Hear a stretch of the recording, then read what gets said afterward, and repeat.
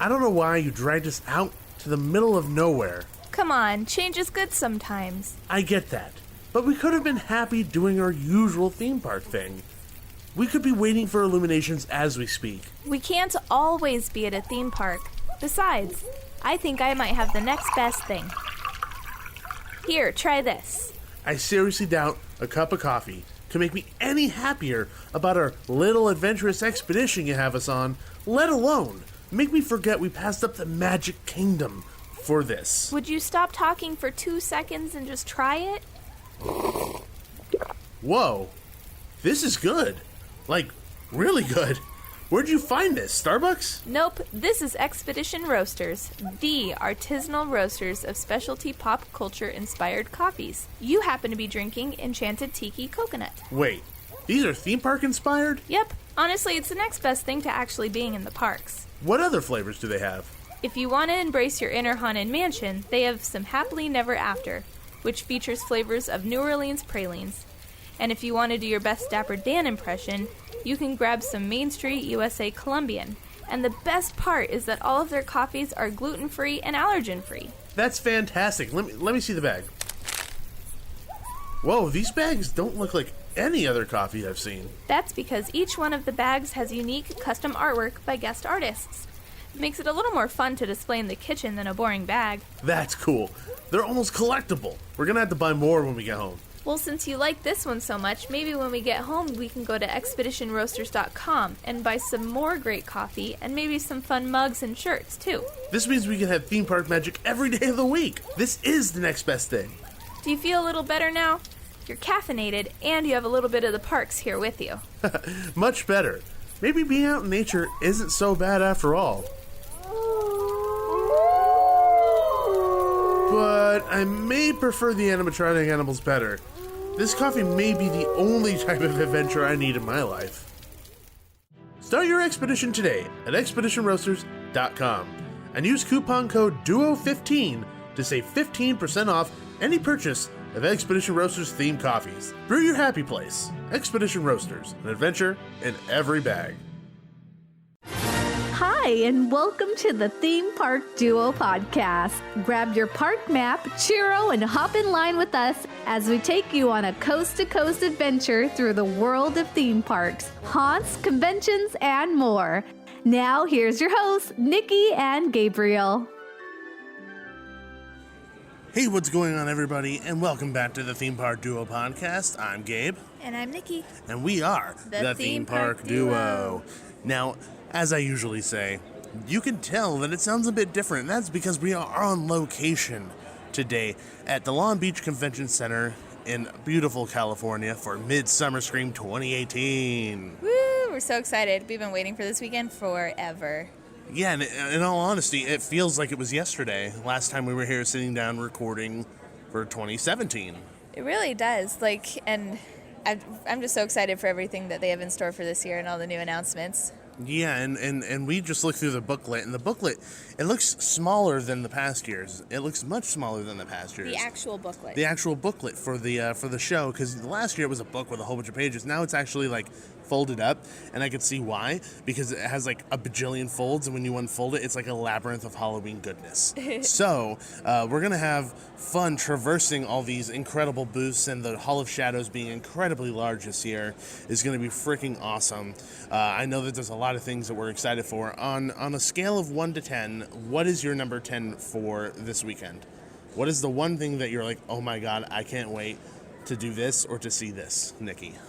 I'm confused by your question. It's like everyone has a list of things they want to do, and it's always a level of 1. It's like, okay, well, if I saw this, if I didn't see it, it'd be okay. And then they always have their 10 where it's like, if I don't see this, I'm gonna cry. Can I flip your numerical system around? Number 1 should be the thing you're most excited for. Yeah, but if number 10 is a lot, so it means you're super excited. My level 10th on the list. My level is different than your level. It's personal. Also 10 things is a lot. Yeah, it's true. I'm very excited for, this is in no particular order, for the Black Cat Lounge and I'm going in without you because you're very allergic and you will explode. Well, my face will explode. Not literally like scanners, but you know what I mean. No, you'll explode. Yeah, probably. And then I am very excited for the Hocus Pocus panel, because usually, the panels we try to hit and go to are the ones with the announcements, Six Flags, Knotts, all that. This is the first time I'm, prioritizing, just a cool panel that I want to go to, and that's Hocus Pocus. I want to see Marnie, and it's going to be super fun. And then as far as the announcements go, Marnie is from Halloween Town. Oh my gosh. Oh, your No. nerd pass is revoked. Can we start that over? Well, the actress that played Marnie is going to be here doing signatures, so I just kind of mixed the two together. It's allowed. Can I have a pass? Yes, you'll have a pass this Okay. one time. Thank you. I'm very excited for the Hocus Pocus panel, and I know what movie that is. I'm very excited for the Warner Brothers Horror Made Here panel. That's new this year, and I'm super excited about all their announcements. And as far as the other ones go, Queen Mary, Dark Harbor always puts on a really good show. Exactly. And for me, I think, as always, Scary Farm is the number one for me, the Yeah. biggest thing that I want to see here.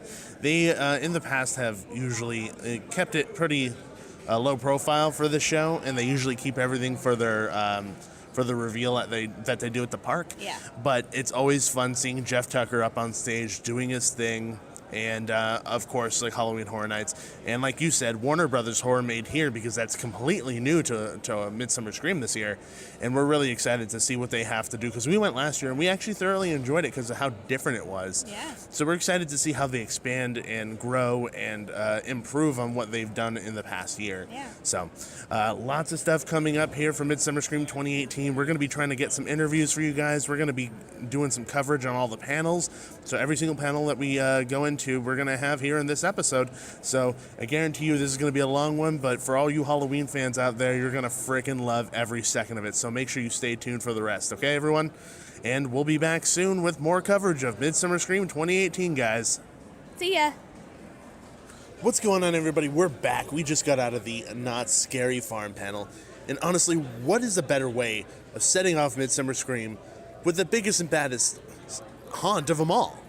Oh yeah, it was so much fun. But before the Knotts guys actually got up on stage, the creators of Midsummer Scream came on and welcomed everyone like they do every year at the first panel of the day on Saturday. And they welcomed everyone to Midsummer Scream for the year, and that was a great time too. Yeah, and I actually really like that they do that, simply based on the fact that instead of it being, these people behind the curtain pulling levers like Wizard of Oz almost, they're putting themselves out there, and they're showing their appreciation for the fans that are coming out. Because in all honesty, as much as this is a passion for you and me, or the people are here dressing up, the people are in the haunts, this is a huge passion for them. So it means a lot for them to see people with the same passion having their butts in the seats. Yeah, definitely. And speaking of that little presentation that they did, they actually announced something. If any of you out there are familiar with Ghost Train in Griffith Park, which, like us, we love every year, this year they announced that they are actually joining forces with Boney Island. And so it's going to be kind of a combined event, which is great. Yeah, because Boney Island last year got shut down, and it was a really sad time because there was a lot of people who really loved Boney Island. So it's really great to see the combination of these two great events coming together, and now we're going to have both. Yeah, and it'll just give a little bit more to that event because, it's fun, it's a train ride, but, just adding one more thing to it will, I think, make it really extra special. Exactly. And with the Scary Farm panel, it didn't last 10 minutes like last year, which is good.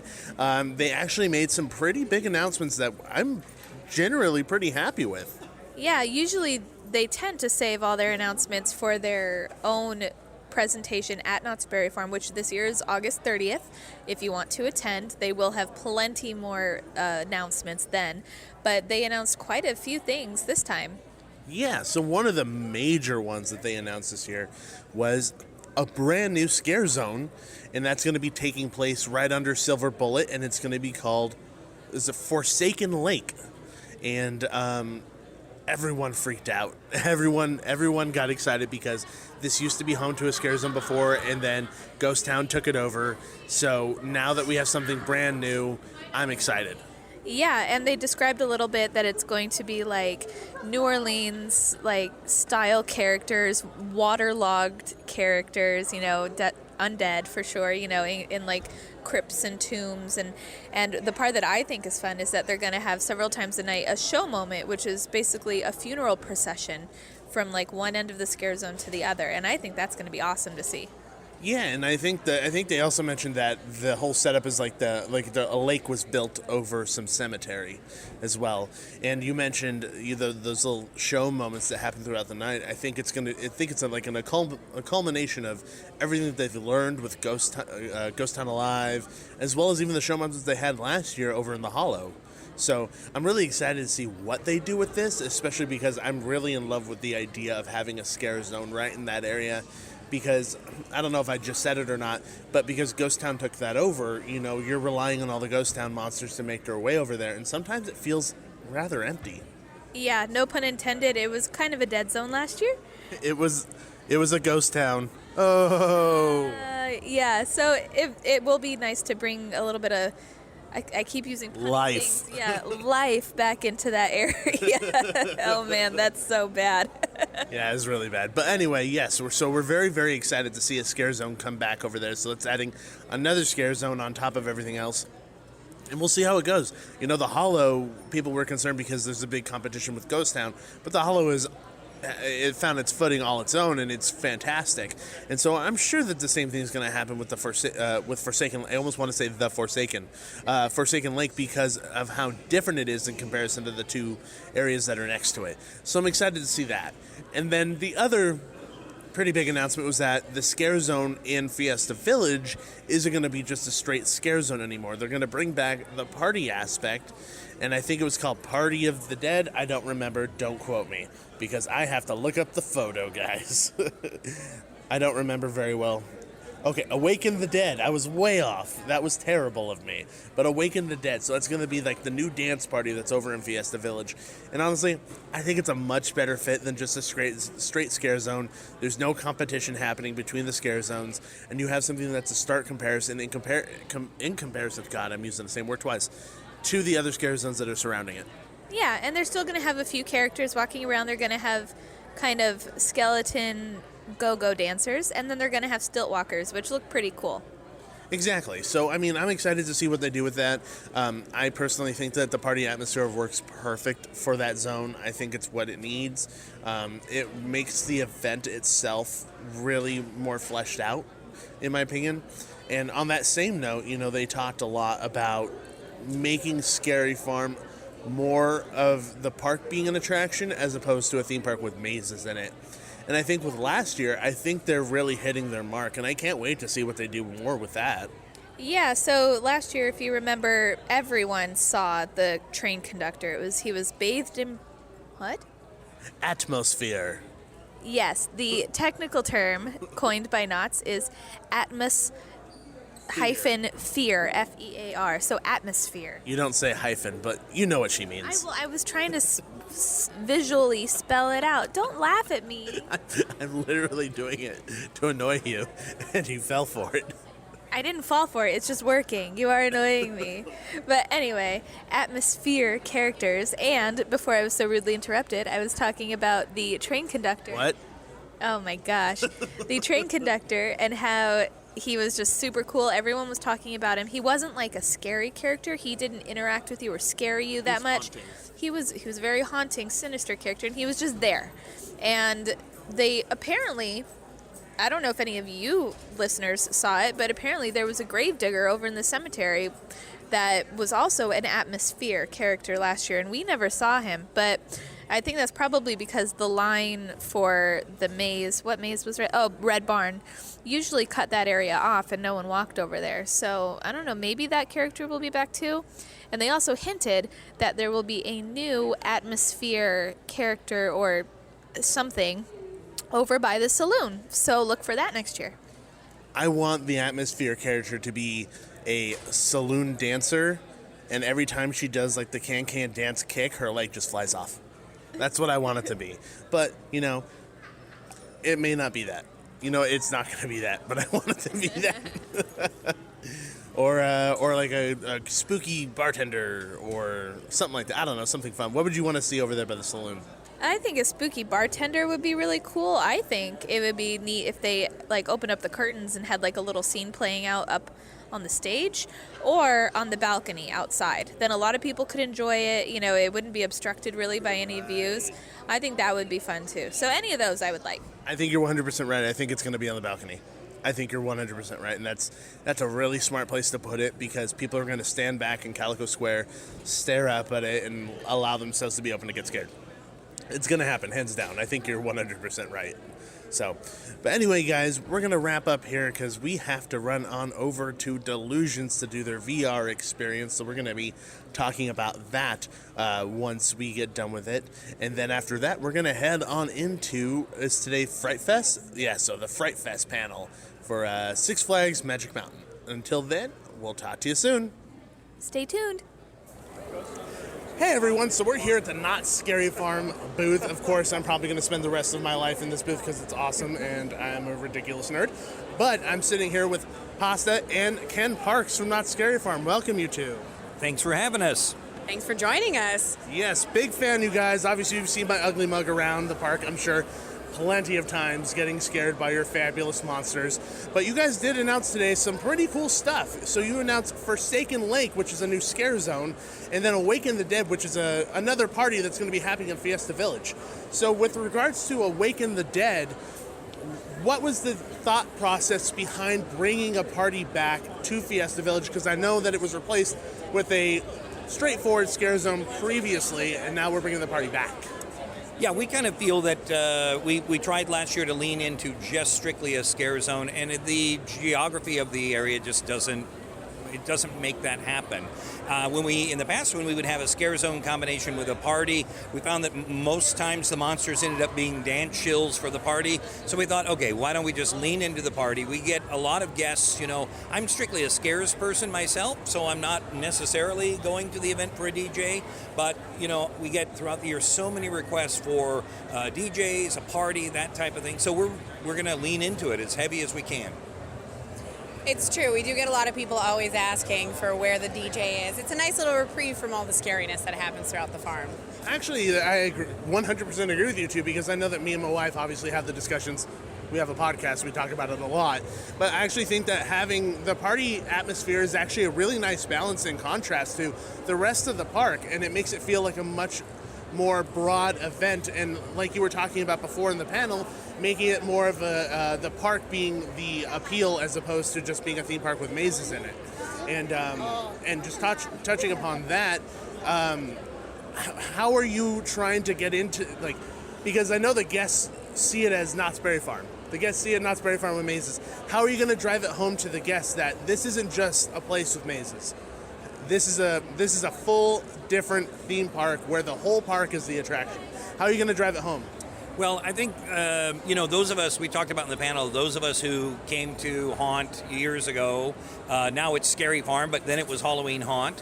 It's still Halloween Haunt. Oh, it's good. Always Halloween Haunt Good. to me. Well, I have trouble remembering, but, that was a time when I grew up, that's what you thought of. It was immersive, and it took over the entire park. We managed to sort of slip away from that a little bit, but I think, there's a rededication to kind of getting back there, and so I think last year was a good example of saw a lot of things that were kind of classic to Haunt that came back. Plus, you saw some new things. I mean, the idea that the fact that we had an attraction, an overlay back in the log ride was a good step forward to getting us back to what Haunt was for many of us in the 80s and 90s. So I think word of mouth will help with that, and especially if I'm always a person who feels like it's actions that pay off as opposed to, I could tell you all day long it's going to be this immersive thing, but it's really you discovering that that's what it is that I think word of mouth will sell it.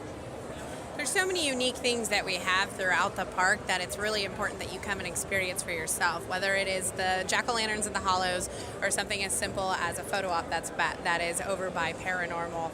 We try to really encase the entire park and really celebrate Halloween, the season that it is. It's the season we all love, so that's why we come to Scary Farm. Exactly. And a good example of that is the conductor, like you talked about. And last year I thought he was a phenomenal addition because, like you said, you find stuff, and that's the fun part of it. It's not just about the scares all the time; it's about the fun Halloween aspect. And the last thing I want to touch upon, I know you guys are busy, is the new scare zone that you guys announced. So, what was the thought process behind adding that back? Because I know that usually is Ghost Town, right? That would technically be Ghost Town region. Yeah, I think we kind of look at that as on the outskirts of Ghost Town. You know, we do the same thing on the other side with where Infected is with Mystery Lodge and the Rapids. That's the outside of town. That the town is the Calico is. It's is proper with the buildings. And so, the suburbs of Ghost Town. Yeah, kind of. Yeah, a little bit. And nice. So we actually, kind of looking at what we're able to do with turning the lights off in that area. I mean, we're really excited by what that will bring. And then also we knew if we were taking away Fiesta Village, right, it gave us an opportunity to try a new scare zone. And we're going to keep looking at where we can put other scare zones in the future as well, right? Keep on expanding the market. I mean, it's a great area.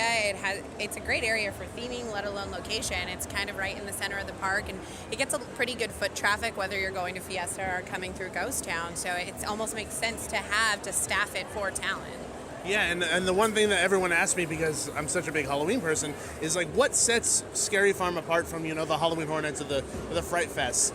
And my answer is there is no place you can go in this park where there isn't a monster. Yep. There's always monsters. And I think this edition of the brand new Scare Zone will only further that and make it even more intense for the people who have never been, who I'm sending to you to freak out. So, but Bring them that way. but I'm very excited for this year, and thank you so much for your guys' time. No worries. Thank you. We'll see you in the fog.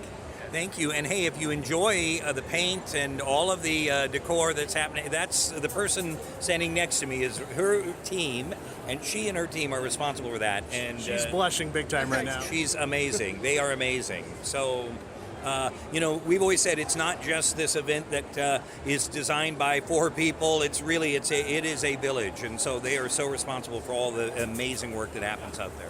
Your stuff is the reason why I have nightmares when I come home, so thank you. I really appreciate it. Well, you're welcome.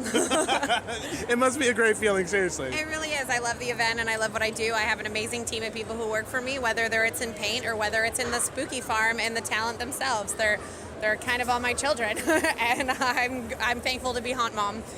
It's all passion, all passion. Thank you guys so much. Thank you. Much. Hey everybody, so it's Gabe here, and I just had the opportunity to watch the Delusions Lies Within VR, and I could say so many amazing things on it, but we don't have that much time. With the creator, John Braver. How you doing today? Absolutely fantastic. And I know we were having a previous discussion before we recorded, but I'm an editor by trade. That's what I do, and I run into a lot of VR. A lot of people say, I have VR. I have this, I have that. And I'm sure within your research of doing this project, you come across VR that's not very good. And your product is the most polished thing that I think I've ever seen done in VR. Oh, well, thank you for that. I mean, that was really the idea. When we were doing research on VR, I saw plenty of things that made me want to throw up, and very uncomfortable and just shoddy production. I just said, look, if we're going to do this, then we better make sure to do it in the most cinematic way possible. So let's get started off with getting the right cameras, getting the right camera crew. So we shot on the Sony A7S, which is the most cinematic camera you can get, like sort of in VR at this point, besides like an Alexa. And I'm pretty proud of it. It's really like you've stepped through the movie screen, you've stepped into the movie, and you're in it. And I'm terribly proud. Honestly, I think it's a really good representation of what your experiences are, but within the realm of watching it on your TV or being in your own home. It's the next closest thing to being in one of your experiences that you've done.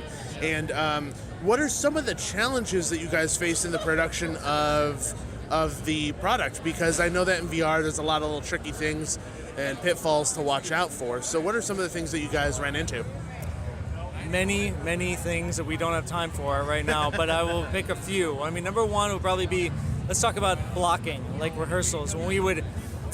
Because we have the cameras set up, the Sony A7Ss, we'd have overlap, you'd have stitch lines in VR. So you got to make sure to block the seam in such a way that the actors don't rest inside of a stitch line. If they do that, then that's countless hours of post-production, countless hours of frame-by-frame stitching to make sure that works. So we would place certain set pieces, like a couch or a chair or a table, within the actual stitch lines. So, it wasn't that hard to do, but it's just more of getting the actors realizing that here's the stitch line, don't hang out here, and it's just a matter of rehearsal. Get the right actors to do it. And on that note, having the actors from the play actually do the VR series was great because it was long takes. They're used to this kind of movement around the camera. The camera is basically the audience, so that was fun. But I think the biggest challenge was definitely the post-production process. Because there is no sort of standard protocol for VR right now, and so we just have to sort of figure it out along the way. So my producing partners at Skybound, we were all kind of in it together, pairing up with this one company that said they can do this and they didn't, pairing up with this other company that said they can do this and they did not, and they failed epically. So, all of a sudden we lose a couple months here or there. So it was finding the right partners and just nailing down the post-production process. And so we found great partners in Telexist, which is a great post house for this, great VFX company. And over a course of a year and 2 months, we finished it. We finished season 1. A year and 2 months? Is that from like concept to finish, or how long was it from concept to finish if that's not the case? I mean, let's forget about the idea that it's adapted from the 2014 play. So that's sort of the conceptual beginning of it. But I adapted it, let's say in 2020. I don't even know my years anymore. Oh my God. It took about 8 months to sort of rethink it and rework it in the script, kind of make the script more cinematic, more theatrical. Finish the entire series. So it's all written right now. This VR series is season 1, which is 4 chapters. Next one, season 2, is 6 chapters. It took about 8 months to write it, and then 7 days to shoot, and then a year and 2 months. So it's basically almost 2 years. With the challenges of VR, honestly, I could definitely say that within 7 days, that means you guys probably hauled ass.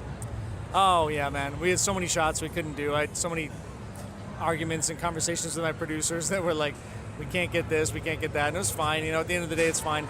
It's just a matter of how long do we want. People are not used to being in VR for this long. This is 36 minutes, and nobody's in it for that long. But I think, but nobody has ever complained about it, which is incredible. So, but again, it's very expensive to do this stuff. So we settled on the 36 minutes, where it was probably about 48 to 50 minutes in season 1. And I think people are easily able to sit there and watch this because it's not like a regular movie where you have these pans and these pushes that are really intense movements that when you're watching on a normal movie screen or like a TV screen, it's not that big of a deal. But when you're putting such incredible movements into a VR experience where somebody's sitting still and it looks like that's what they're watching, it can make people ill. But what you did was you did very slow pans and pushes and things, and I think that's why it makes it a little bit easier for people to watch, because like you said prior, people get sick really easily. So is that something you were looking out for right from the beginning of production? Yeah, exactly. That was number one. It was like, I don't care how good your story is, if people are nauseous, you're done. Everything you've worked for is done. So it was a matter of, I really wanted camera movement because it needed to be as cinematic as possible, but it had to be slow on an axis, on a horizontal axis, or a vertical axis, and we were very careful about that. So we have lots of camera movement in this, lots of motion control camera, all slow, easy to digest. I don't think we've had any issues with anybody. We've shown it to hundreds of people, and no one's had an issue. Yeah, I think this is very open to a lot of people who either have a lot of experience with VR like myself, or even the people who've never done VR. I think this is actually a perfect introduction to VR. And one thing that I want to touch upon before I take up most of your time all day, because you're busy as heck, is I like that you didn't fall within the tropes of what VR experiences normally are. Normally, when you go into a VR experience, if somebody wants to scare you, they just put something in your face really fast, make it loud, and usually that's it. The moments that made me jump the most they're not in your face, and you build the suspense really well, and I think that starts from the production side, or the pre-production side with your script and, the storyboards and all that stuff, and I think you did a fantastic job. Oh, thank you very much. I mean, yeah, Delusion has always been, the tone is always, it's not, if you're coming for jump scares and all that kind of stuff, that's not at all what we're doing here. It's really, everything's about the story. It's about the narrative. This is, you're basically in a movie, you're in a film the entire time, and we're not looking to creep you out in a quick jump scare sort of moment. It's all building up. Like my favorite films, The Shining, The Omen, Slow burns. the slow burns, yeah, Alien, all that kind of stuff. Like that's that's the tone of Delusion. So, yeah. And I think you achieved it 100%. And I've done Delusions once. I've only had the opportunity to do it once. It sells out so fast, but I think it's a perfect representation of what you do with story. And I like that it feels like I'm going to one of your events, and I think you did a perfect job in capturing me, because when I saw To Be Continued, I got angry. Yeah, I think that's so funny. The number one complaint so far, which is awesome, is like, what the hell? That's it? Come on now. What happens next? So we got to shoot season 2. We got to get more people seeing this. Somebody has to make money off VR. Nobody can yet, and we're hoping that this will, so we can shoot season 2. Yeah, and I can't wait for it, because I'm going to be thinking about the end of it. I'm going to be laying in bed and be like, what's going to happen? So as soon as that comes out, I'm going to be there watching. Oh, I love it. Thank you. Perfect. Thank you for your time, and good luck showing everybody your awesome product, man. Thanks, man. I appreciate it. Of course, and let everybody know where they can look you up, too. Yeah, just head to enterdelusion.com, and you can check out what we're up to in the VR space. You can check out our new live show that opens at the end of September. There's still a few tickets available. We're running till December, the end of December. It's called Delusion the Blue Blade, so check it out. Very cool. Thank you very much. Thanks, brother. Hey everybody! So we just got back to our hotel room after a great first day at Midsummer Scream, and we are tired. Tired. That's Gabe's tired voice. And so we're just going over everything we've done today, and we're talking about the Six Flags panel right now. So Six Flags Fright Fest and all the crazy fun stuff they announced, and all of the fun things that we saw during it. Pretty much Six Flags Fright Fest panel consists of them talking about the stuff, but then there's like this other story that's happening on stage that's always with the monsters.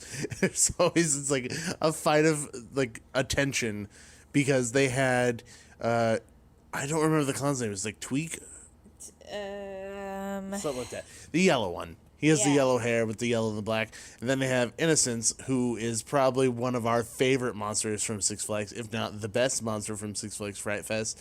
And they were both on stage, messing with people on stage, messing with each other, messing with the interpreter. Like the lady trying to do sign language for people. Like Innocence was messing with her too.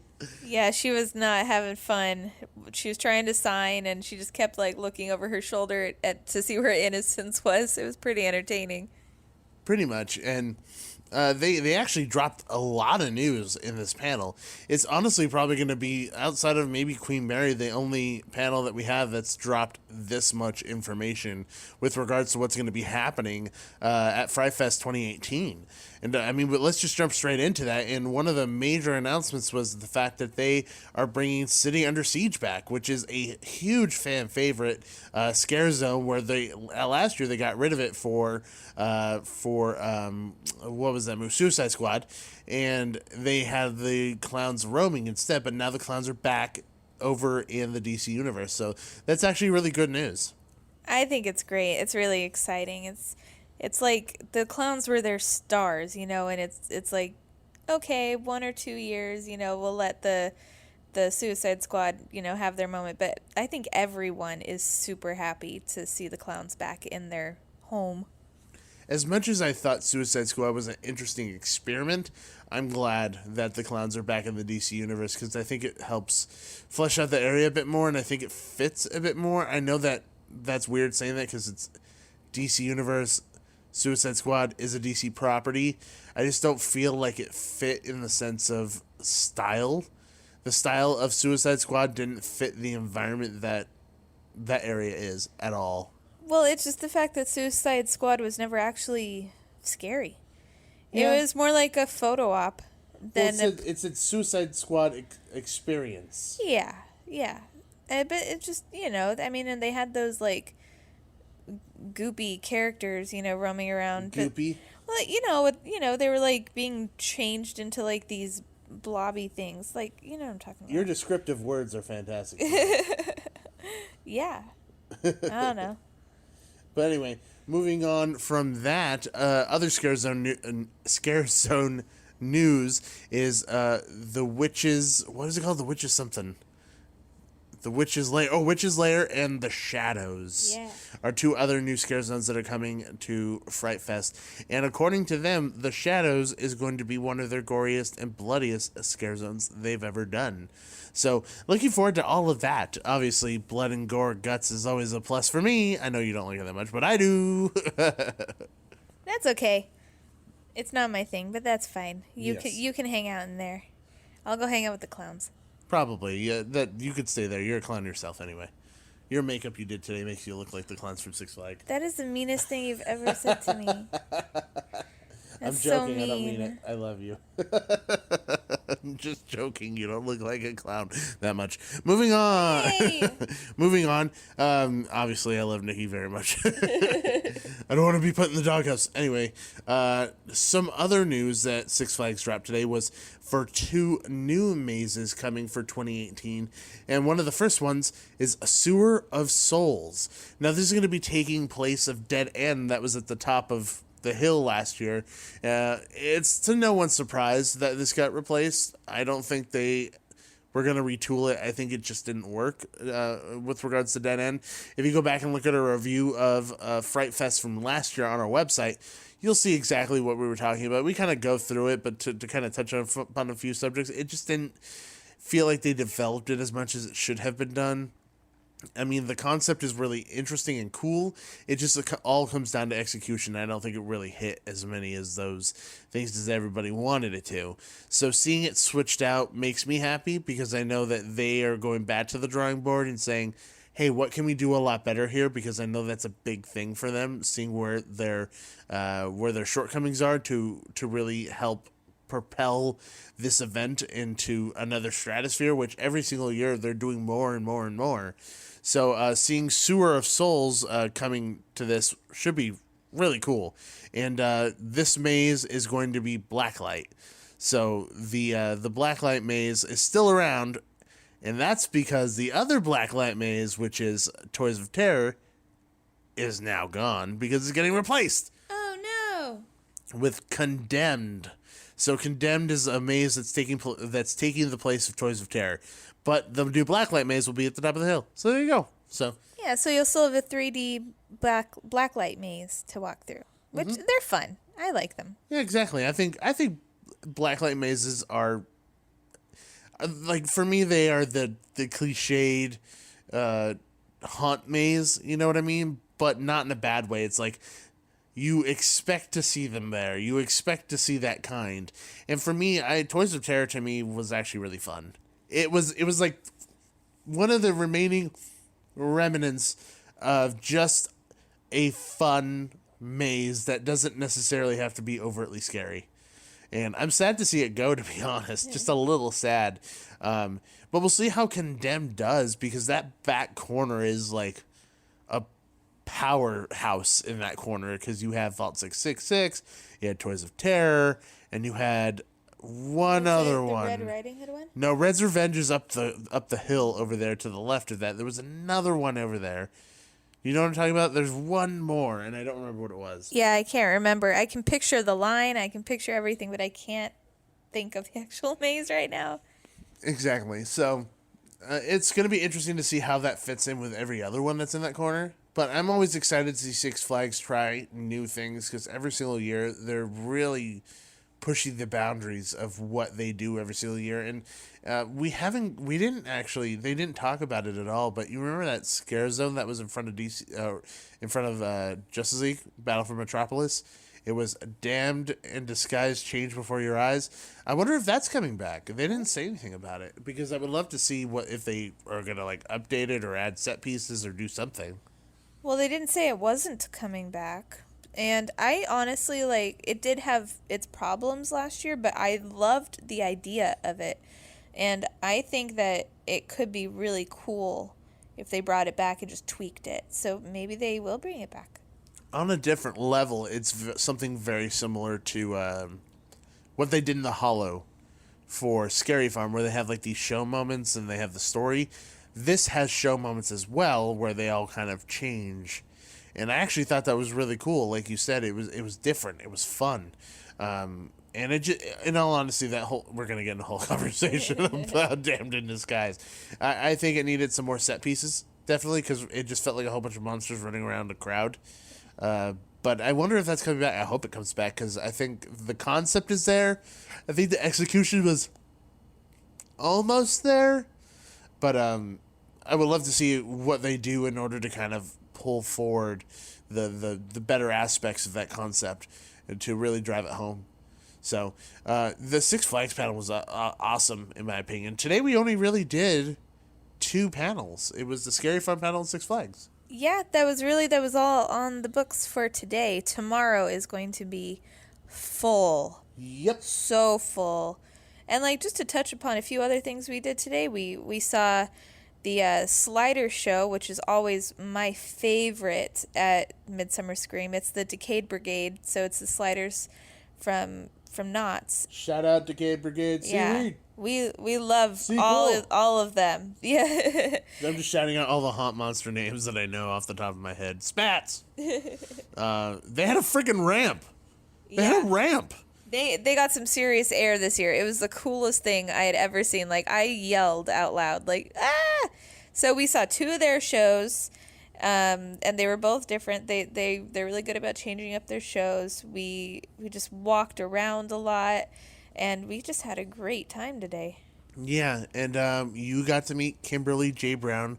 Well, I did too, but from Halloween Town, you cried. I didn't cry. My eyes welled up with tears. None fell. You didn't cry in front of her, but as soon as you left, you cried. Maybe. And Don't gloss over it. it was really, I didn't think I was going to get that excited. And then she signed a Halloween Town poster, and I'm going to frame it, and it was probably the highlight of my day. It was awesome. And then you guys also got to hear that we interviewed John Braver from Delusions, as well as Ken Parks and Pasta from Not Scary Farm, which is pretty fantastic. So getting to sit down and chat with them is great. And the VR experience that I had for Delusions Lies Within was fantastic. And a lot of my thoughts I kind of shared in the interview, so I don't want to go over it again. But I think what they were able to do with VR and storytelling, I think is another step in the right direction for VR. And it didn't make you sick. It wasn't overly ambitious in that sense. It was good storytelling at its base, which is what everything should be. Good storytelling. If you don't have good storytelling, you have nothing. And after going to Delusions and after watching this, you know that John has a good sense of what good storytelling is. And on top of that, knowing where the pitfalls were with what VR is capable of, and executing his story and his vision the perfect way possible for VR, all of that really makes this experience something a bit different. And I'm hoping that VR kind of goes closer to that kind of a situation. Because to me, and something I said to him, was that I don't like it when VR just goes for the stupid tropes of, oh, here's something really loud and something really close to your face. Oh my God, isn't that really scary? His story wasn't that.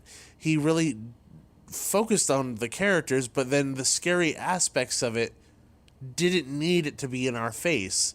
It plays like a movie, which is perfect. So I really, really, really enjoyed Lies Within. I was in that thing for over almost 40 minutes, and I didn't realize it. Yeah, it was a 35, 36-minute experience, and I thought, honestly, that you were going to get queasy or something, but you said you felt pretty fine. Yeah, no, I didn't get queasy at all, and that was one thing I mentioned in the interview, was the fact that he's not doing any crazy camera movements or anything. There's slow, pushes and things like that, or pans to kind of make it feel a little bit more cinematic. But other than that, the camera is usually still. So, I think he did a really good job in developing everything that he did for Lies Within. I'm excited to see season 2, which is like chapter 2, or not chapter 2 because it's like 4 chapters in the first one, but season 2 following up the story. And I know the guys over there at that booth laughed at me because in the video it says to be continued, and I yelled, "What? That's bullcrap!" And they're like, "That was great." And I was like, honestly, guys, if somebody's not doing that, that means you didn't do your job. But the fact that you got me and a whole bunch of other people to say that means you're doing your job, because people were enthralled with the story. So I was definitely in it for the long haul, and then they cut it off. Jerks. Not jerks. I love them. They're nice people. But jerks because I didn't get to finish it. Yeah, that's awesome. I'm glad you experienced that and you had a good time. So, yeah, so it was a great first day for us, and we're excited for everything that's lined up tomorrow. We have Queen Mary, we have Warner WB Brothers. Horror Made Here, we have Halloween Horror Nights, so we'll have a lot of new information for you tomorrow, too. Well, then- for you, not tomorrow. For you, like, a few minutes from now. Exactly, time travelers. Yeah, no, tomorrow is a full slate, and you're going to be going to the Hocus Pocus panel. I told you to skip a panel so you can go to the Black Cat Lounge. I'm going to try to go to the Black Cat Lounge first thing in the morning. Like, that's your goal. That's my goal. And I'll skip a panel if I have to, if I don't make it there. But yeah, and then I'm going to go to the Hocus Pocus panel, which I'm super excited about too. And yeah, it's going to be a really fun day. Yeah, it's going to be one incredible adventure. So, we'll talk to you guys real soon. Yep. Hey everybody, we're back after an action-packed day 2 at Midsummer Scream. Literally so much happened today that we haven't even had a chance to record. And now we're back in our apartment and we're processing everything and we're finally able to sit down and record. Pretty much. I mean, we were in back-to-back panels, and when I wasn't in a panel, you were in a panel, so we never really got a chance to stop. It was just a constant flow of things to do, and that's in no way, shape, or form us complaining, because that's what happens when you have a great event like this, is you're constantly busy trying to get things done, things you want to see, things you want to do. And I think that's a testament to what they're doing at Midsummer Scream, that the fact that we literally don't have time to sit down and do this. And I think that's what they want. Yeah, like literally of my own doing, because I could not miss the Hocus Pocus panel. I have been in panels all day from noon to 7. So you have a sore butt. I do. The baby was Don't not happy. don't make any jokes about that, people. Don't make jokes about Nikki's sore butt. Because I would, but I'm not going to right now. Yeah, only you're allowed to. Yeah, audience is not allowed to participate in the jokes. Yeah, but I've been sitting and just listening to all the information overload for the past 7 hours. Yeah, pretty much. And so far, I mean, we have a whole day to talk about right now. Pretty much all of Sunday, we haven't been able to record anything other than a couple interviews that we had today, which was pretty cool. You're going to be hearing interviews from Gary Soloff, who is the director of marketing over at Warner Brothers Horror Made Here, as well as a bit of time I got to spend with John Murdy, Chris Williams, and Mike Aiello from Halloween Horror Nights, both coasts, from Florida and from here in Hollywood, right down the street from us. So it's going to be really cool for you to hear about that. But let's start off the day where we started off. So we got there early. The first thing we did was got you all set up waiting for the Black Cat Lounge. Yeah, that was a priority for me today. I didn't get to do it last year because we were just so busy, and I knew that you couldn't do it, Gabe, because you're allergic. But this year, I was like, no, I'm pregnant. I want to play with kitties. I don't care if Gabe can't go in. I'm going to go play with kitty cats. I like how your pregnancy played a role into that choice. It did. I don't know. I feel like I've been more like... Emotional. No, just more... Okay, a kitten did almost make me cry in there, but that's not... Emotional. Yeah, okay, yes. But no, it's just more like me. I've been kind of just being like, this is what I want to do. It's like since I've been pregnant, I've just been focusing more on what I want to do. I don't know. I don't care what Gabe wants. I'm going to do what I want. Well, anyway, I did that this How morning. was it? It was fun. Like, there's so many. There must have been like 20 cats in there. And it was just so much fun. There was stuff for them to climb all over. You know, there's little toys that you could play with them with. And they were just everywhere. And it was just fantastic. It was kitten overload, and they were just so cute. My favorite was this little gray kitten called Chewbacca, but the one that spent the most time with me was an orange kitten named Charles. Charles. And I just kept wanting to call him. Was Charles in charge? No, I just kept wanting to call him Prince Charles. Prince Charles? Yeah. No, Charles in charge. No. Yeah, Charles in charge. Charles in charge. Da, da, I don't know. Of our days and our nights. No, I'm proud of you. Yeah, no, I know the reference, but no, he's Prince Charles. Prince Charles and Chewbacca Prince Charles of Midsummer Scream. of England. But yes, anyway. Of Long Beach. I had my favorite kittens picked out, and wasn't gonna buy them or anything, or not buy them, but adopt them. But they were cute. I was glad I was able to get some time in there and hang out, and it was fun. That's awesome. So after Nikki finished there, obviously I was just walking around the floor, just trying to get video and pictures and see every single booth that I possibly can, because I didn't want to miss out on anything, because there's just so much to do. But the next major thing that we did is we actually went to the Queen Mary panel, and obviously, like any other year, Queen Mary does not disappoint with their panel.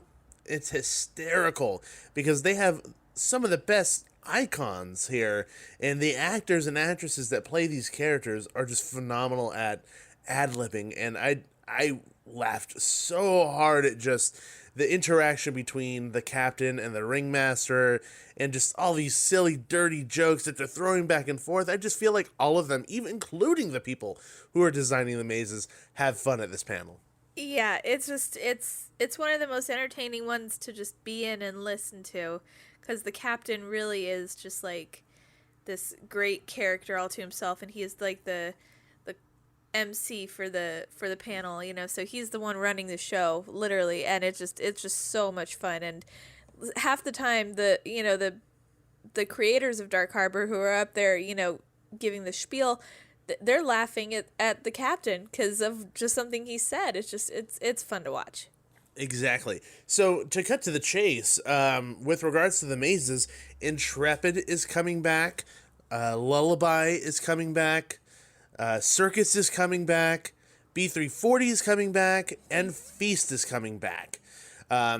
You'll notice that Soulmate is not coming back, and the reason why I'm kind of just glazing over the fact that all of these are coming back is because there's a really big and major announcement that happened at this panel that's going to affect all of them. Well, they're all coming back, but they are all going to be majorly revamped because John Cook, formerly of Knott's Scary Farm, has joined the design team at Queen Mary's Dark Harbor, and to say that there was a wave of shock through the crowd is an understatement. Yeah, definitely. It blew everyone's minds, I think. And I think that it is what Queen Mary needs. I think he is going to be a breath of fresh air to just bring some new life into these fantastic original characters that Queen Mary has. There's a lot of things for him to play with at Queen Mary, and knowing the skill set that John has and how good he is at retooling mazes, even from Scary Farm history, I'm excited to see what he does. A lot of these mazes are just getting turned on their head. Circus is getting a new pretty much like overlay to what it was before. You're supposed to be sneaking into the circus and then you get trapped in there. There's going to be like this interactive like jungle gym essentially in Dead Rise. Feast is getting a whole new look. Lullaby is getting a whole new look. Everything is just getting refreshed. And I'm really excited to see what they're doing with it. And I put my faith in John Cook. And the proof is in the pudding. And he has proved himself time and time again with what he's been creating, at the farm, away from the farm with Black Market Escape Rooms, Murder Co., and now this. I have full faith in what he's about to do for Queen Mary. Yeah, and one of the common threads that they were talking about literally with every maze announcement was a bar. Yes, a bar, but that is not where I was going. There are lots of bars. No big surprise there. I don't think we need as many bars as they have, but if they want to do it, I'm not going to complain. Yeah, I mean they're incorporating them into their mazes, like in Intrepid. There's the frozen bar. I forgot. Below the meat 9 or whatever, their meat locker. Yeah. So there's gonna be that, but then also there's like a secret exit you can take, and they will not be revealing where that exit leads to. It's probably somewhere in the maze Intrepid. Yeah, that makes sense to me. And so there's bars on bars and bars and bars. But what I was going to say was that a running theme throughout when they were talking about each maze was them saying John Cook threw this like big plan at them, and their team did a very good job of making his ideas into reality. So I am very excited to see what they're going to do this year. I don't quite remember exactly which maze it was, but it might be Intrepid. But I know that they were talking about it being like a cathedral set, and that it is like 20 feet tall, and that you could actually see the set being built now on Queen Mary property. And I think that's astounding. I think that is exactly the kind of difference and change that they need, because in everything else, outside of, maybe Intrepid in past years, things have been on a smaller scale. You don't really see anything. Things are in the ship. Things are in the dome. Things are kind of hidden. I think having a really big statement like that is good for them, because it changes the game. Yeah, that was Intrepid that they were talking about. And Intrepid, the theme for this year is basically like a prequel. It's describing how the Iron Master became the Iron Master, how he sold his soul. So it's going to be in like the Scottish Highlands, which I think is pretty cool. I think overall, Queen Mary, is bringing a lot to the table, and I think it's going to be really exciting to see how much change comes. A lot of the favorites are here and coming back. The bars are coming back, the sliders are coming back, a lot of the shows are coming back. The world-class entertainment that they bring to Queen Mary's Dark Harbor, even any of the entertainment that they have at any of their events, it's all coming back. The major changes are coming with the mazes. That's the major changes, and I'm excited to see it. Me too. So the next panel that we got to go to was one that I think everyone was excited for over the weekend, which was the Warner Brothers panel, and that was mainly because Warner Brothers has never had a presence at Midsummer Scream before, and nobody really knew what to expect. I mean, people who went to the event last year had a good idea of what was going to happen and what they were going to talk about, but nobody really, I think, was expecting them to bring it the way that they brought it. Yeah, I mean, they're so new. This is only their second year as like a actual event with like haunted houses. Their first year was basically just like a movie screening and a nighttime tour. Yeah. So they're so new to the game, and they're coming in strong this year, and it's really exciting to see. They seriously amped it up from last year, because you and I got to go last year to Warner Brothers Horror Made Here. We had the opportunity to experience that, and pretty much every constructive criticism that we gave them, they plussed on. They worked on it, and I actually got to have an interview with Gary, which Gary Soloff, who is the director of marketing over there at Warner Brothers Horror Made Here. We'll be playing that at the end of this little segment here, but he'll touch upon this. But they pretty much did guest surveys, and everything that we talked about is pretty much what the guests were saying. Too long of lines, not enough to do, and they plussed on everything. Yeah, they did. I mean, they just casually listed off all the stuff that they're gonna have for this year, and it was so exciting. Like their haunted houses aside, they're gonna have a gift shop with merch that's Little House of Horrors themed. They're gonna have a retro arcade based on the Lost Boys.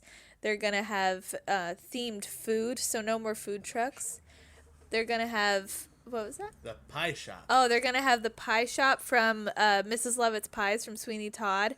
They're gonna have a ride right in the middle of all of that going on. It's like a drop ride, like Supreme Scream, not that big, but they're gonna have a ride so you can get an aerial view of the whole lot and area, and it's everything sounds exciting. Yeah, and they had a really cool piece of concept art to really drive home what it's going to be like, and it feels like a little mini theme park to me. You know, a lot of the stuff that they have up there is going to be really, really, really cool. So last year they had a Friday the 13th, not Friday the 13th, Nightmare on Elm Street maze. They had a Conjuring maze, and they had the It maze that came from Hollywood. So it was the Neibolt house and the tram tour. And so they basically, when they started the panel, they're like, roll the sizzle reel, pretty much. And the sizzle reel showed us everything that they were announcing immediately, and everyone was like, oh my God, and freaked out. So, just to give an overview of the things, and we'll touch upon them. The Conjuring universe is coming back, so they're going to have that. They have Escape from Arkham Asylum maze, which is something brand new that they've announced before. Then they also are going to have Nightmare on Camp Crystal Lake, which sounds awesome. And then It Knows What Scares You. The Exorcist Forbidden Screening, and a whole bunch of other little things that they're going to have going on, like you said, like the Lost Boys, arcade, and all the little itty-bitty things that you mentioned already. But to go from the beginning, the Conjuring universe, I'm not quite sure. I don't know if I got it correct from the panel or not, but it sounds like they're just bringing the Conjuring back, but including a couple little things extra. Yeah, I think it's just expanding on their Conjuring maze from last year. So it's going to be bigger, it's going to be longer, and I think it's going to involve more of all of the things from the Conjuring, like so the Nun and Annabelle, all of the above. So just bigger and better. Yeah, and I think they have a big shoes to fill on that, because I remember last year the Conjuring maze was our favorite, and it packed a punch, and it was different, and it was fun, and more importantly, it was scary. So they have a lot to show up for with regards to that maze. So I'm excited to see how they make it bigger, badder, scarier, and all that kind of stuff. So the next major thing that they announced a while back, actually, was the Escape from Arkham Asylum attraction. So it's going to be a maze based on the DC characters, the Joker, obviously, but mainly off of the versions that were from the game, the Arkham games that have been released in the past few years. And they showed some concept art of like the Joker as a judge, and the whole concept behind this maze is you're coming into Arkham as a prisoner, and you're getting judged by the Joker, and pretty much going through that whole experience. They teased other characters making appearances, Easter eggs to the game, Easter eggs to other characters, and a whole bunch of stuff.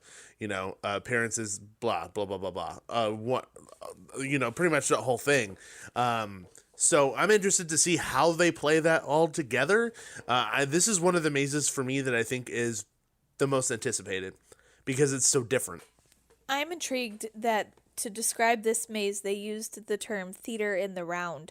So I think that's actually a really good point. Yeah, so I think they're giving their actors a lot of freedom to move around and mess with you and just do things not like any other event does them, and I'm super excited for that. I think that's one thing that they were trying to drive home, and now that you said that, it did remind me that they were saying, like you said, it's theater in the round, but that each experience is tailored to the smaller groups, and it allows them to do things that you're not really allowed to do in many other haunted attractions, like say a Scary Farm or a Halloween Horror Nights, because the throughput has to be so high. But because they have a limited amount of tickets, and because each group is small, it allows them to try these different things, which really makes this event stand out in compared to the rest. So I'm really excited to see what else they have going with regards to the Arkham pathway, because it seems like that one's going to be the most interesting. Yeah, I agree. The next major thing is A Nightmare on Camp Crystal Lake. So this is going to be taking place on the back lot. It's going to be their tram tour. And last year, the tram tour they took you on the tram and you drove through the different locations and things happened to you. This time, they're taking you over to the wooded areas, like their kind of lake area. They're kicking you off. You walk through an experience and then you get back on. So it's very much a la Terror Tram, but a much more personalized, smaller experience. Yeah, just the size of their trams themselves. I think we had this fight on another episode, where because you weren't calling them trams, you were calling them like golf carts. Yeah, because they're not huge trams. Like when I think tram, I'm thinking Universal Tram, And when you call those things trams, I'm like, no, that's not a tram. They're like oversized golf carts. They're not huge. Yeah, they are small. There's maybe 15 people per group, and if that. And so they are going to be smaller groups, and I just think it's going to be so exciting to be basically thrust into this story that's happening on Camp Crystal Lake and just watching the craziness ensue around you. So it's super exciting. I mean, if you didn't get it from the title, Nightmare on Camp Crystal Lake, it's a Freddy and Jason thing, and I think the name is genius. I think it's simple. I think it's straightforward. You don't need any more than that to understand what's going on, and you're just going to be a camp counselor put in the middle of this crazy situation. And, you know, we went on that tram tour. We went to the wooded areas that they're talking about, and that area is terribly creepy at night, and that's alone, not with like anything really like set up. I mean, there were some characters out there, but there wasn't really music, there wasn't lighting, so alone it's creepy. I can't wait to see how it's going to be with like Freddy and Jason roaming around and lighting and music. Yeah, last year that the area where they had it was slightly True Blood themed, and that just reminded me right now that, and something I forgot to mention that's going to be like in like their main hub area is a bar called Fantasia from True Blood. Yeah, so I mean that's even another thing that they're going to have. And the last thing that they talked about, well, actually it wasn't the last thing, second to last thing, was the new It house. So last year they had the Kneebolt house, which was from the Hollywood and Highland version. This time they scrapped all of it, and they're doing something new. It sounds like there might be pieces left from the Kneebolt house, because they showed like the three scary, like not scary, scary, and very scary, and things like that as something that was coming up. But from what they were saying, it's pretty much all new, and there's going to be Easter eggs kind of pointing towards the sequel as well. Yeah, the basic concept this year is called, well, the maze is called It. It knows what scares you, and so it's focusing more on Pennywise interpreting the fears of the children and just how he morphs into their different fears. So that's the theme. And I think one thing they said that is kind of cool is they're turning this strip of their backlot into, it's not even a backlot, it's just their lot, into, we say backlot because of Universal. Yeah, they're turning a strip into their lot into basically dairy. Yeah, which is awesome. Yeah, and so that just sounds super cool and exciting, and I love how they're just expanding the concept without just recreating it too, you know. Exactly. So there's a lot of exciting things that are going on there, and the last thing that they got to talk about was The Exorcist Forbidden Screening. So last year, if you heard us talk about it, you know, they have a church there that was used in Lost Boys, and at last year's event they used it for like a makeup area for like characters and things like that.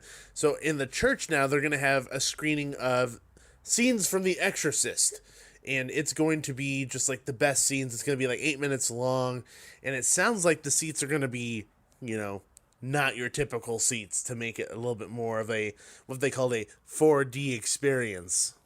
Yeah, so I think it's going to be like you may get water spurted on you when Reagan vomits, you know, maybe because it is an enclosed area, maybe like a actor or two will pop out, you know, so who knows? I have no idea what to expect. They said it's about 8 to 10 minutes long, so yeah, I'm excited for that too, and hopefully it's just the first of many things that they do with The Exorcist. Yes, I can only wait for them to do a full-on maze, you know, especially with what they're able to do with these experiences because they're so different. I can't imagine what they're going to be doing with The Exorcist. Like, it could be terrifying. So, really exciting stuff there. That comes to the end of that. So, let's go to the interview that we had with Gary Soloff from Warner Brothers Horror Made Here. Hey everybody, this is Gabe, and I am in the Hall of Shadows with Gary Soloff, who is the director of marketing for Warner Brothers Studios, and they're doing their Horror Made Here, a festival of frights this year. It's going to be technically the third year, right? Yeah. And I went last year, and it was phenomenal. So I can't wait to ask you some questions about this upcoming year. And now I know that you guys are pretty young with regards to the industry of these haunts and horrors and that kind of stuff. When you guys were developing what you guys wanted to do, what were you looking at in regards to the other haunts and how you wanted to be different from that? You know, it wasn't so much looking at the other haunts, it was really trying to stay true to our brand. So our actual brand for the studio tour is Hollywood Made Here. And so we kind of took a spin on and said, like, well, wait, we've made all these horror films for 85 years.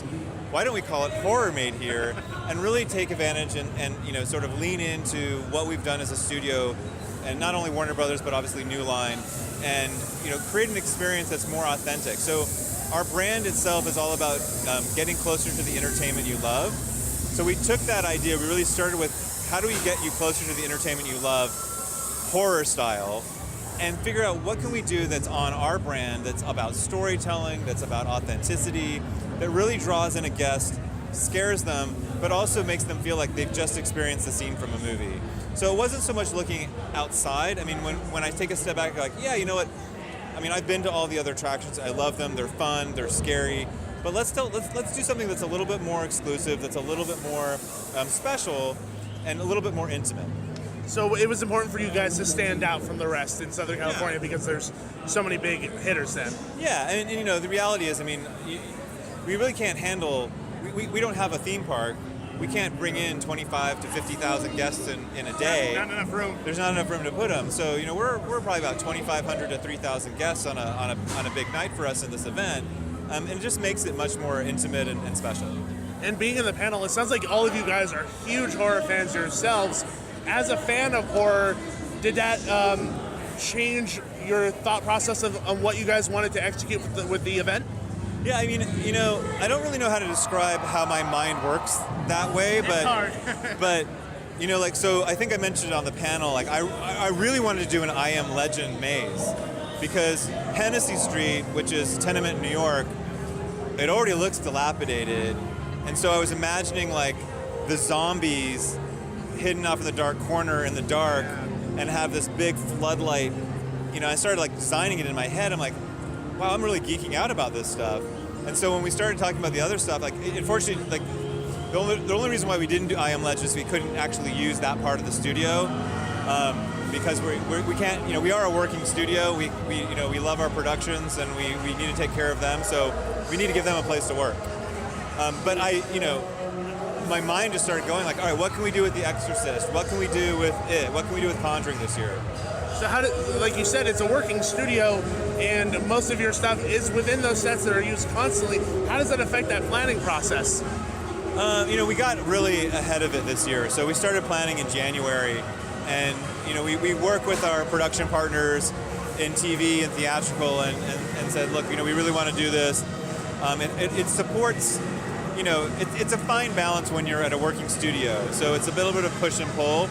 So, you know, what I say to the production side of the business is, look, we're creating fans for your IPs. So for your intellectual property, for your shows, for your films. And by doing that, you know, we're creating longevity as a customer for the studio. And, you know, sometimes it's a little bit of a negotiation, but we were able to sort of contain it within our footprint on Midwest Street, which, you know, we're not affecting the rest of the lot necessarily. There'll be a lot of people coming in on those nights, but, you know, our team is great. Our studio facilities division really works well with our production people. And I went to your event last year. I thought it was fantastic. And the one thing that I said that I really wanted to see from you guys was grow and change and kind of do something different than what everyone else is doing. So how were you guys able to learn from what you did last year and change it into this year and kind of even expand even further on that? So we did a lot of market research. So we had guest market research staff that were interviewing people on their way out. And then we also did post-visit surveys through email. So two of the things that we took away from it were there wasn't enough to do, and the lines were a little bit long. So, all right, we said let's use the footprint more efficiently. Let's use all the houses. Let's create active waiting where the scares start the moment you get into the line. And let's also like create an environment where there's more to do. So we have the Devil's Drop Tower ride. We have a couple carnival games. We have our Lost Boys Retro Arcade. The food trucks didn't really work for us last year, so we're doing more theme park-like food. So, churros, hot dogs, pizza, salads. My favorite in our Stage 48 interactive stage will be Mrs. Lovett's Pie Shop from Sweeney Todd. My wife freaked out about that one. I just came up with that idea actually last week. Last week? Yeah, I was like, what can we do? And then I listened to Have a Little Priest from Sweeney Todd, the soundtrack, and I literally wrote down everything. We're serving priest and grocer, and then everything else is going to be sold out. That's the other part of it too. Is let's leverage Stage 48 in a more efficient way as well. Well, it sounds like you guys have an awesome event planned for everyone. Can you let everybody know where they can buy tickets for this? Sure. Because it's important. Tickets go on sale August 1st at horrormadehere.com. Event starts, first night is October 5th. It'll run every weekend in October, kind of crescendoing up to the last 2 weeks where we'll run Thursday through Sunday. First weekend will be Friday, Saturday only, then Friday, Saturday, Sunday, and then Thursday through Sunday for the last 2 weekends. Awesome, perfect. Thank you for your time, sir. Thank you. So we just want to say thanks to Gary for taking some time with us to chat about, Horror Made Here and all that stuff.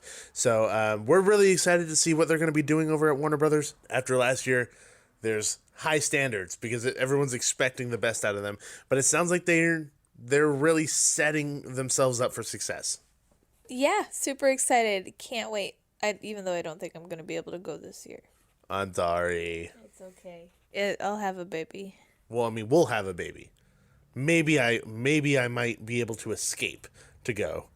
I'll have my own escape from Asylum, or from Arkham Asylum, to get to the Arkham Asylum maze. After what you'll see with the newborn, I don't think anything will scare you this October. Poop, pee, diapers, crying. Yeah, nothing will scare me after that, definitely.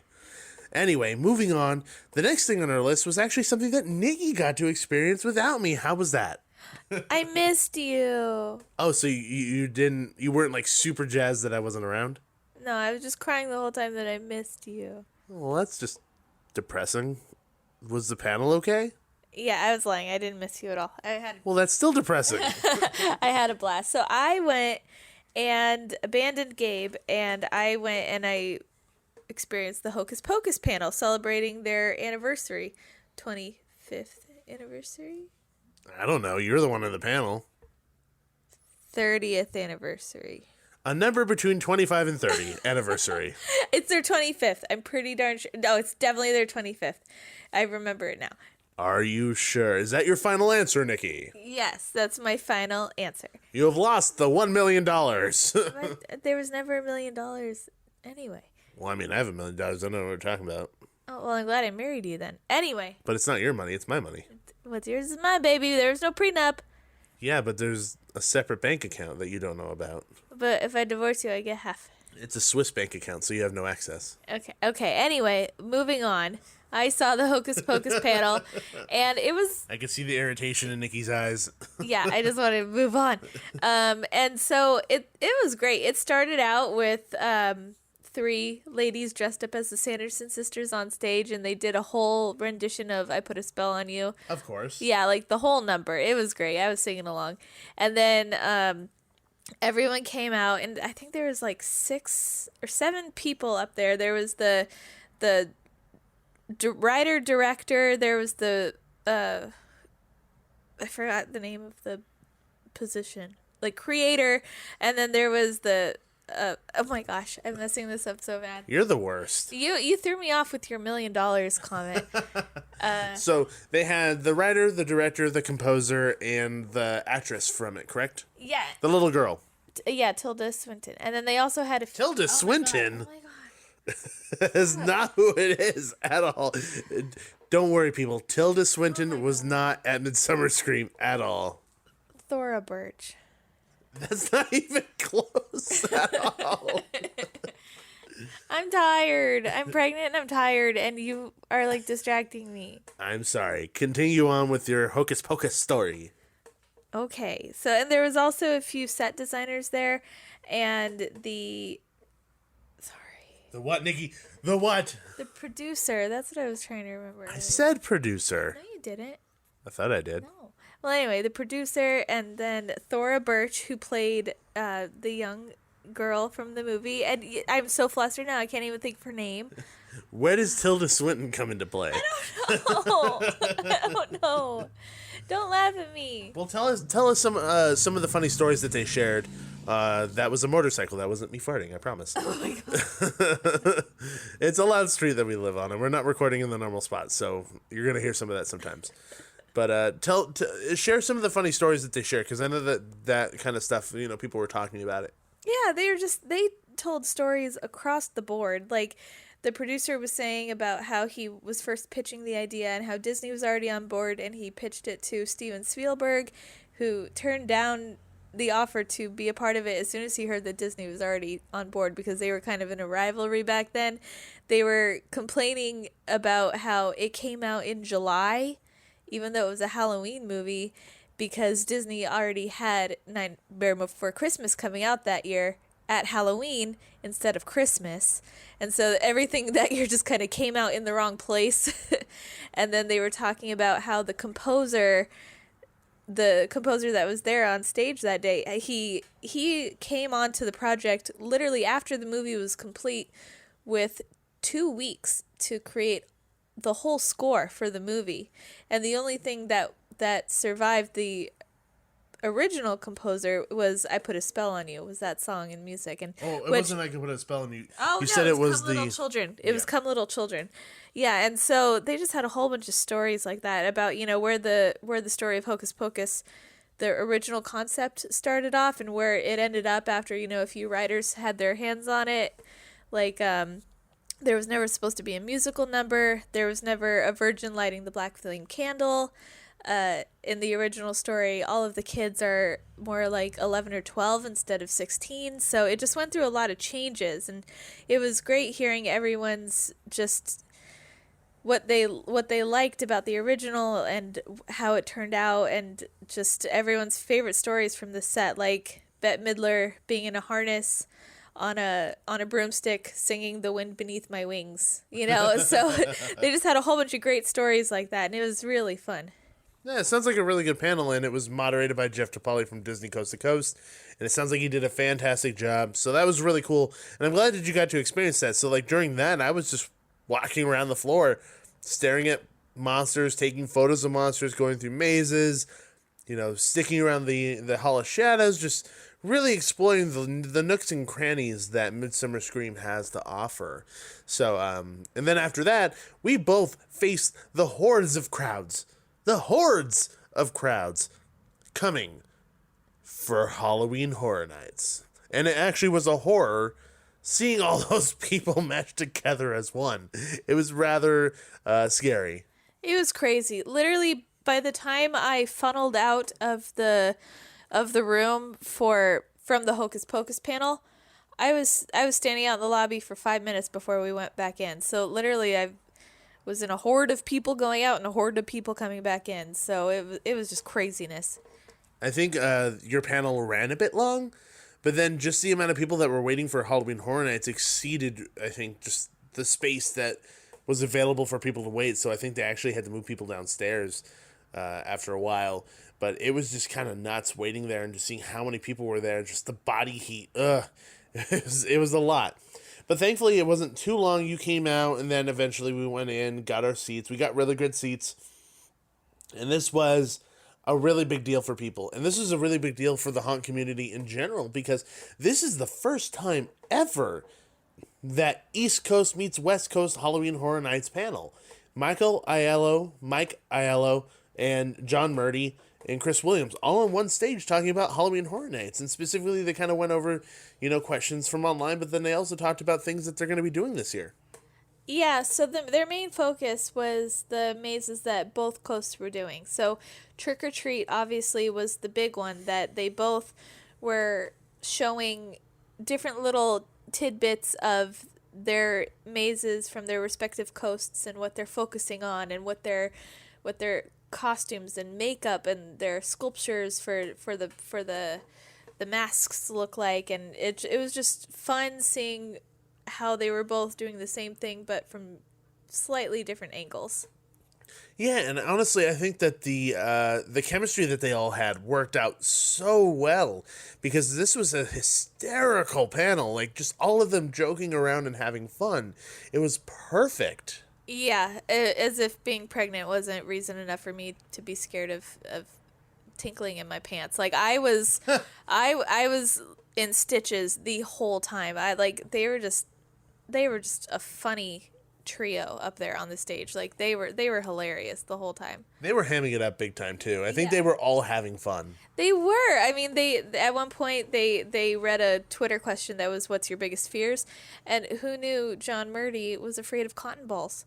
Cotton balls and wooden spoons. Cotton balls and those little wooden spoons that you get in ice cream, the flat spoons. It's a texture thing, but just his, like, even when he was talking about it, he could not talk about the wooden spoons. I thought he was joking at first, but he was 100% serious. Yeah, he was really serious, and then it was just hearing them all, just humanizing them a little bit, they all three of them let loose up there on the stage, and it was one of the most entertaining panels of the weekend for me, just because of them and their chemistry together.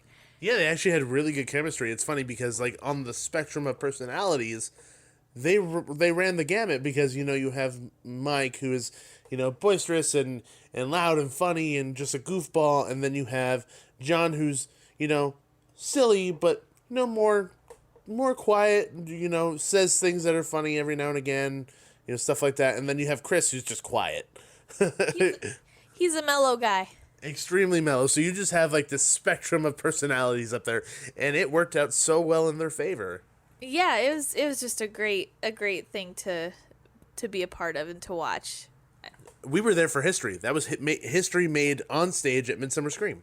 Yeah, just all three of them being there together talking about their respective events, and it was so much fun. And they also lightly touched upon, what was the other maze that they're both doing? Stranger Things and Trick or Treat were the two mazes that they talked about.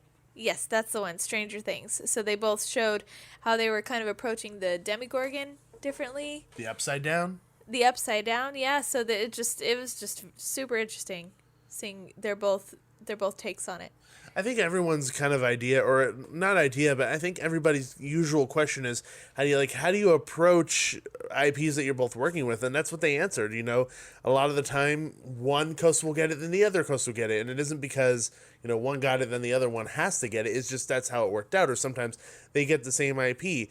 And it isn't necessarily that they're really focusing on doing something different. It just happens naturally because two different crews, different minds, different creative flows and ideas and all this stuff, and I think that's great. It's not like they have to compare works and be like, okay, well, I can't do this because you're doing it. It's just naturally different, which is nice. But they do end up comparing works just because they're genuinely curious. Yeah, but they also, on the same note, they did make a point of saying that just in case they have super fans like us who go to both parks in one year, they want the mazes to be different, even if they are doing the same IPs. So they want someone to be able to go to both events and not have a carbon copy of a trick-or-treat maze.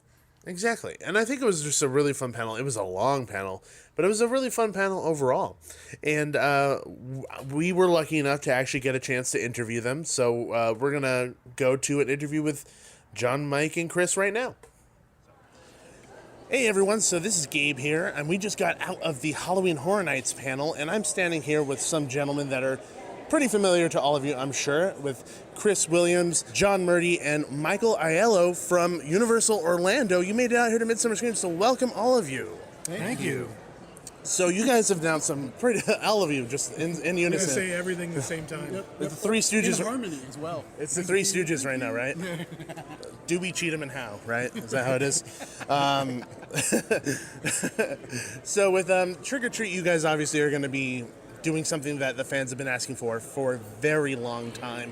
And I know there's some pressure to a certain extent for you guys to deliver on, fans' expectations. But as fans yourself, what were some of the things from the film that you knew were essentials to have in your experiences? The werewolves. Yeah, I love the werewolves. Chris was into the werewolves for sure. Completely. I love that whole scene and everything. Is they're just drawing those guys out into the wilderness to basically consume them. Yeah. Yeah, that's just really cool. The rock quarry, the Halloween, school bus massacre scene, and particularly the zombie version of those kids. That to me was really creepy in the movie, and I wanted to bring that to life. I think all of it's essential. I mean, it's why the movie is so successful. Yeah. It's because it's a sum of all parts. And I think for a maze like this that is very diverse in its storytelling and its visuals, paying that off is the goal. And I actually think I was able to experience the Orlando one, the Orlando Scare Zone last year for the first time, and I was very impressed with what you guys did. So I'm very excited to see it finally come to Hollywood, because that's literally in my backyard. That's like 4 exits down the freeway for me. So, and with that, I know that you guys are pretty excited about Trick or Treat, but is there anything else that's coming to Halloween Horror Nights for your guys' events that you're super excited about that you could share with us? Because I know there's a lot you can't share yet. But what are some of the things that you're super jazzed to share with everybody? Well, Stranger Things, for sure.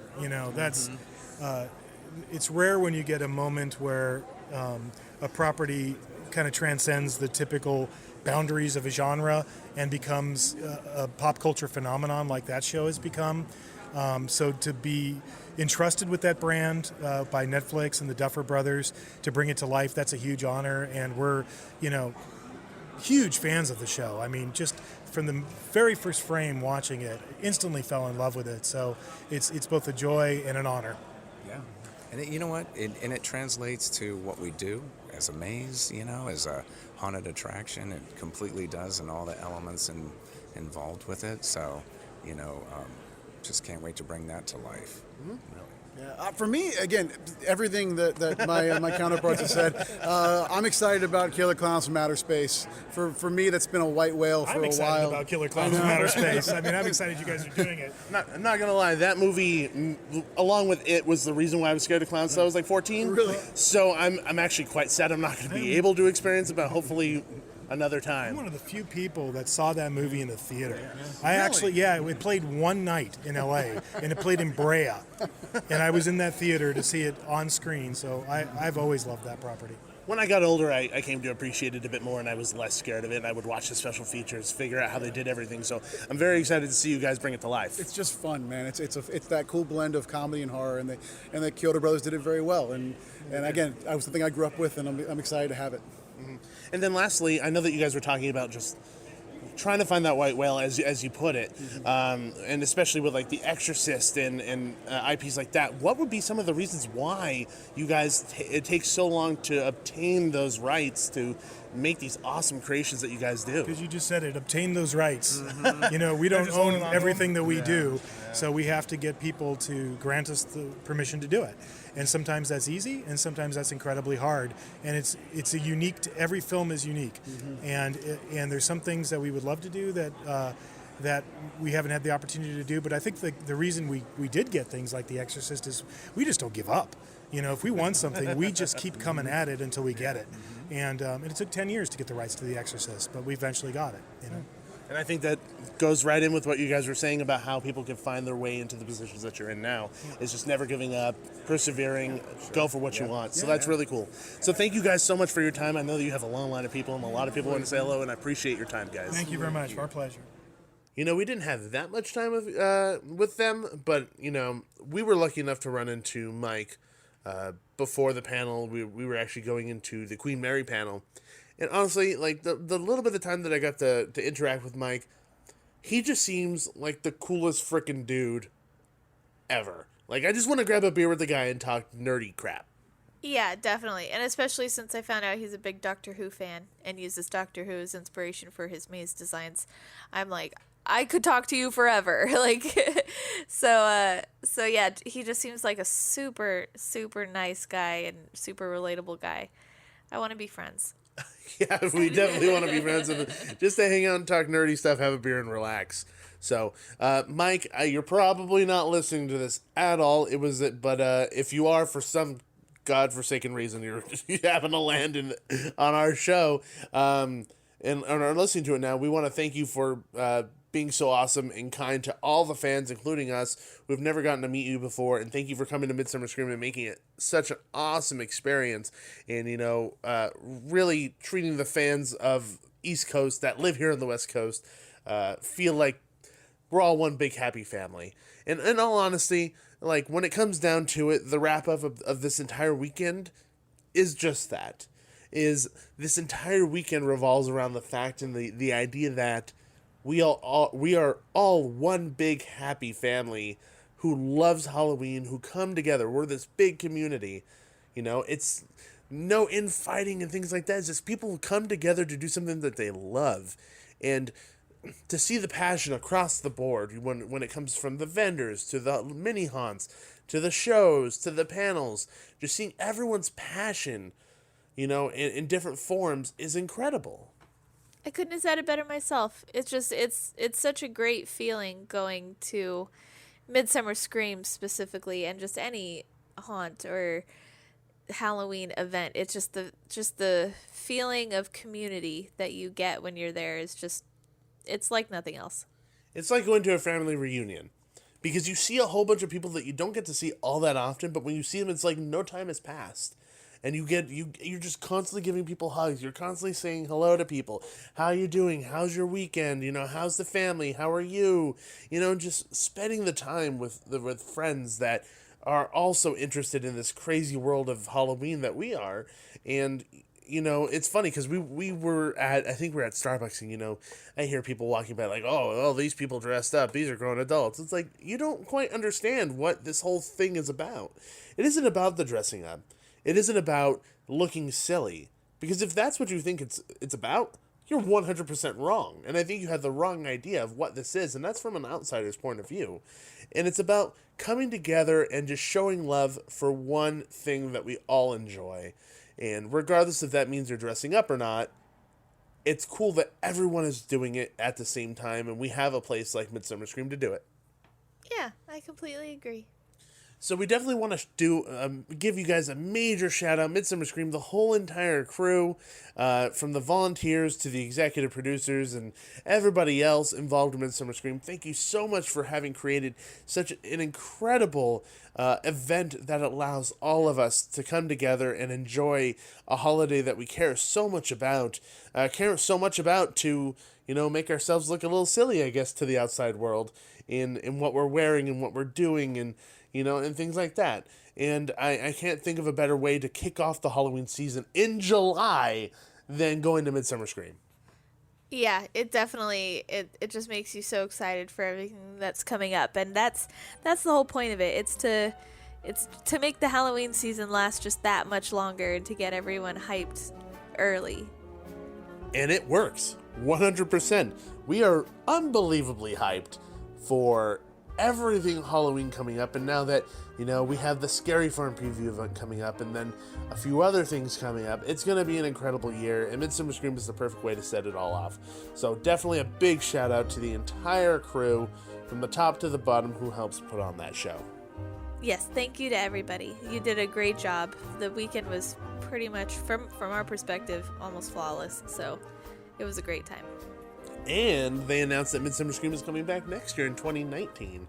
I believe it's August 3rd and 4th, so mark your calendars, people, for Midsummer Scream 2019. I can't believe we're already mentioning it. Yeah, well, they're already planning it, so. Good point. But thank you, everybody who followed along on social media with Midsummer Scream. I know that we had a little bit of a technical difficulties because the Wi-Fi was so shite.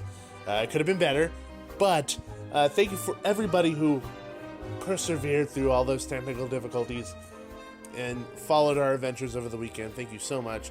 And we hope that you enjoyed this long episode filled with so much content.